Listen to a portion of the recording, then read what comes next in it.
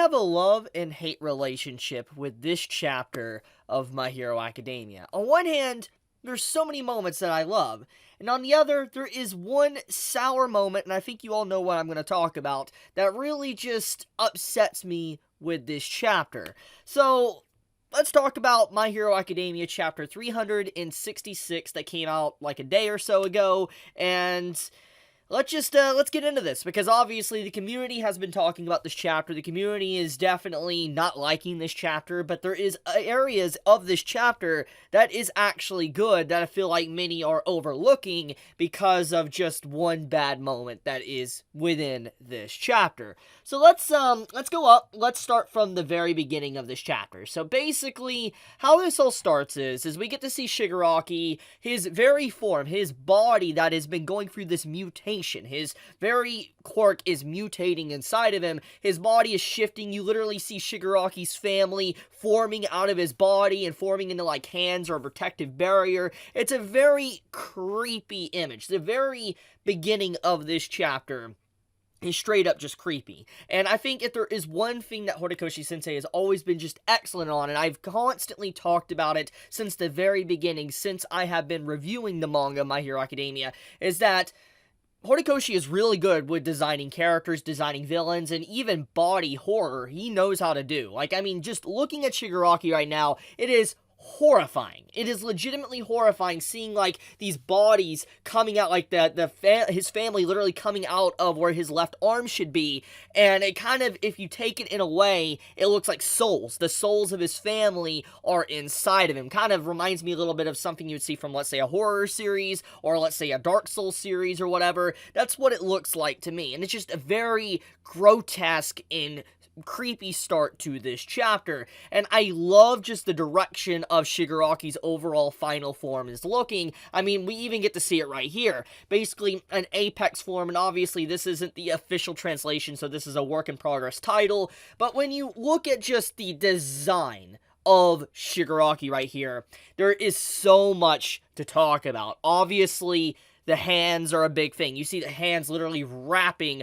around Shigaraki's body, and it's very symbolic for a variety of reasons ever since Shigaraki was, introduced as a character. The hands are, symbolic for, like, Shigaraki's hatred, Shigaraki's attachment to his past, or Shigaraki's attachment to his dead family. All the hands that were on his face were literally family members, and seeing his family members kind of coming out of his left arm, or left shoulder, and forming, like, a new form of hand is very jarring and creepy, but there's a very subtle detail with this new design of Shigaraki that I think many are going to overlook.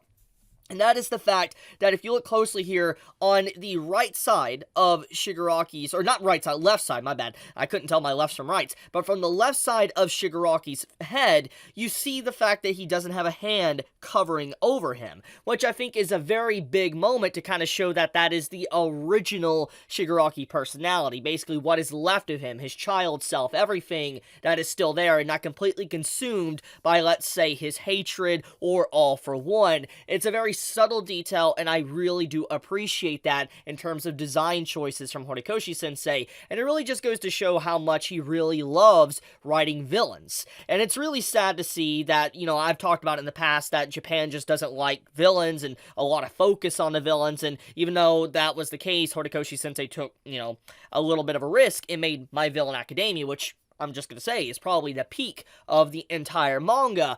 But just when you see this, it's clear he loves drawing stuff like this, and man, it's this is really cool. Like, just straight up, I know there's some bad things that happen within this chapter in terms of the quality, but you're not gonna tell me that in terms of design for Shigaraki, this isn't freaking epic looking. It legitimately looks awesome.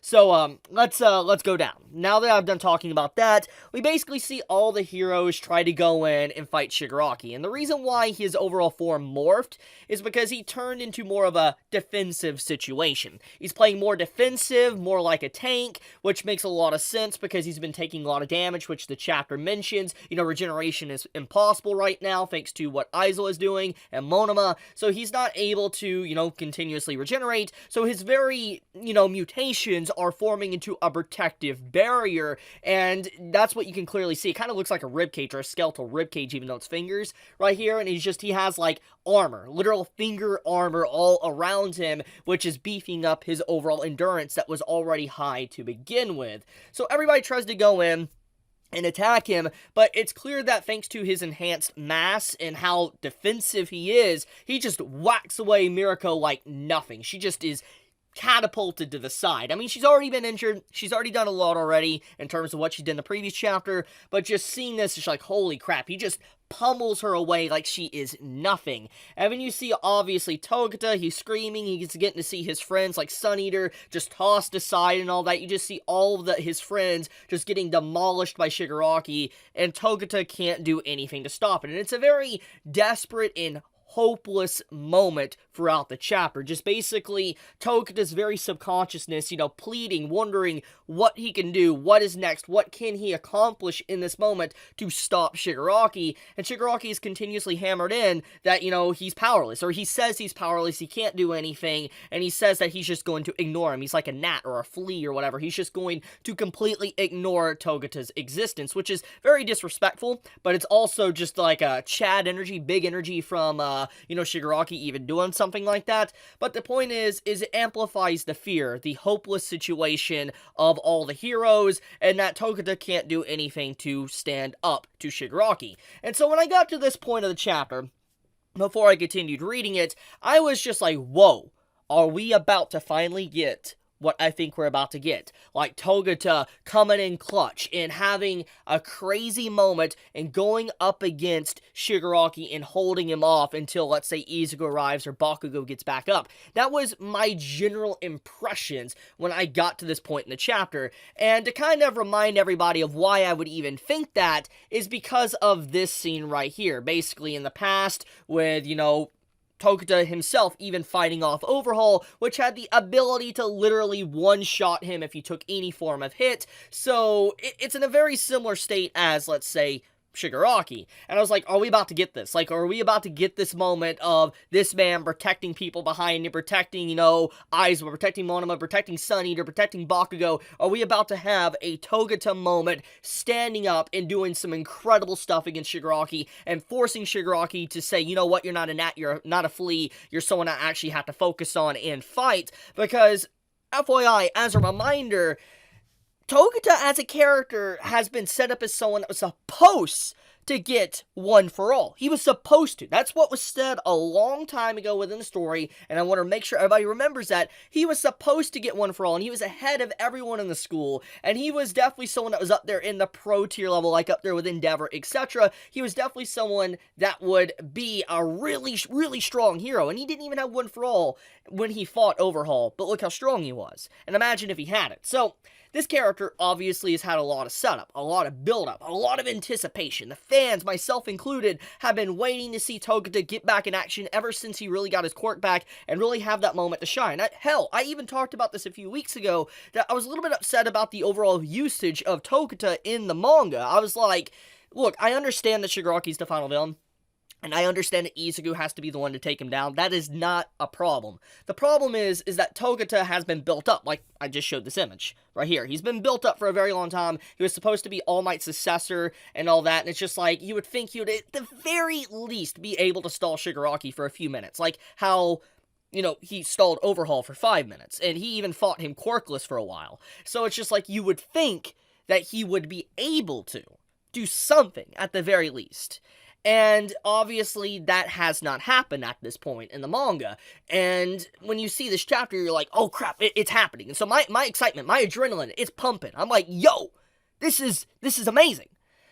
And as you keep reading the chapter and you see more and more hopelessness come up to where, Best Genius is trying to go in and do something, he can't do anything, he's blown away and all that. And you see, like, Togata, he's getting more and more desperate. He continues, his thoughts start to wander, he starts to see everybody on the ground. And like I said, my adrenaline, my anticipation this chapter is building up. He starts thinking about everything. He even starts thinking about Night Eye, which, once again, one of the peak moments of My Hero Academia, the way Night Eye's death was, he got killed, and he died in a way that was very very mysterious and ominous, and even smiled at, Togata's like, make sure to bring joy or laughs to people. And so when you see this moment, he's thinking of Night Eye, it's like, oh crap, this is an emotional moment. And this all makes a lot of sense. It's like, okay, it makes sense he'd be thinking of Night Eye because it's someone he really looked up to, someone he cherished, and he misses him. So as he continues to desperately think, and you have, incoming message like, hey, we're going to bring down the barrier for about 2 seconds. It's going to take 2 seconds. And they start to wonder like, wait a minute, 2 seconds, that's too long. And so it's up to Togata to do something for 2 seconds. And as the stress is building, great imagery, by the way, I love this imagery showing the stress and the tension within his mind. He thinks once again of Night Eye, and he thinks about, how heroes need to keep smiling. Bring a society without cheer and humor is basically a bad society. You won't have a bright future. The only thing he thinks of is to shake his ass.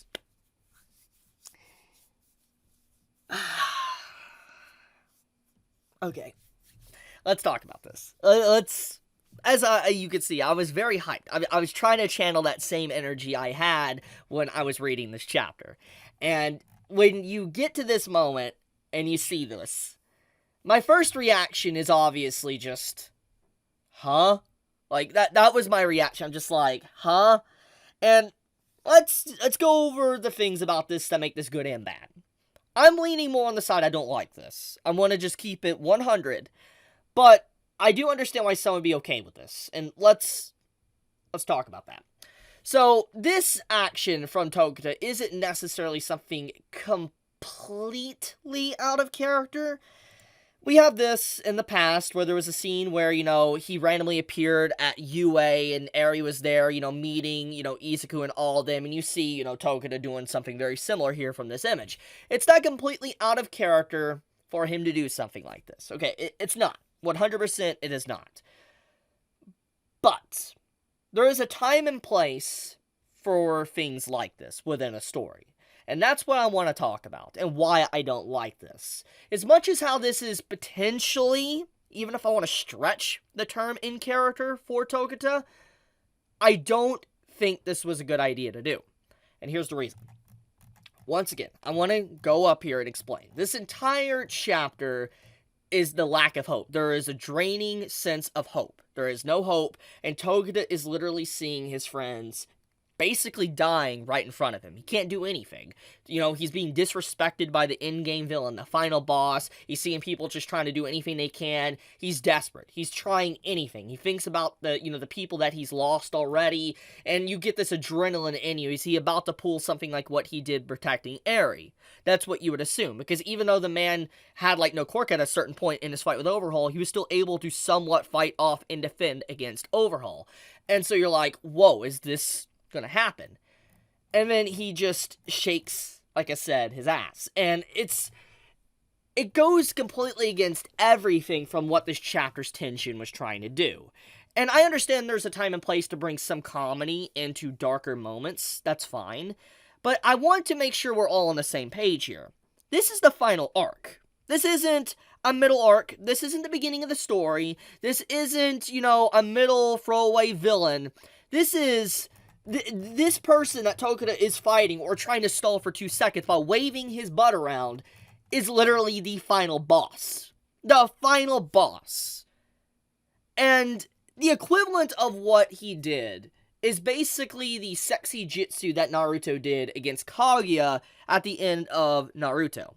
That's basically the equivalent of what he did. And as much as I found that sense of situation a little bit funny at the time, it still was bad, because Kaguya as a character was already flat as a character. She was terrible. I don't care what anyone says. I know she might have gotten a little bit more development in Boruto or whatever, but in terms of just the way she was kind of thrown in out of nowhere after Madara, I did not like Kaguya's character. And then throwing in a sexy jutsu on that, the reverse one or whatever, I didn't like it. I just thought it was very out of place, and it made the entire tension of the finale kind of just drain away. Because it's like, really? You're doing something like this to be able to fight the final villain? And so when you see Togata literally waving around his peach, as he says it, it's like, I can't take this seriously, because there's a time and place. And this is the final arc. We literally had the last chapter, Mirko losing her freaking limbs. She was losing her freaking limbs in the last chapter.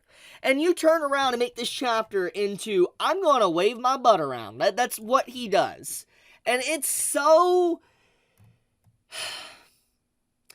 Like I said, there's a time and place, and the comedy was not the point of this time and place, especially by the way it was done.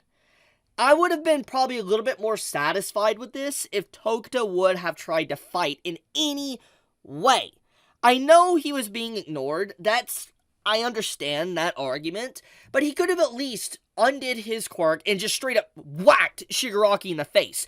Punched him literally in the face. Like, do some body horror stuff. Like, literally put his arm through Shigaraki's face while he's, intangible and block Shigaraki's vision. That's what he could do. Think about it. He could literally do that. Put his hand through his freaking face and cause Shigaraki not to be able to see. Do stuff like that. He could easily block Shigaraki's sight continuously if he was to do that. But he doesn't. He doesn't do anything to literally even whack him, hit him, or whatever.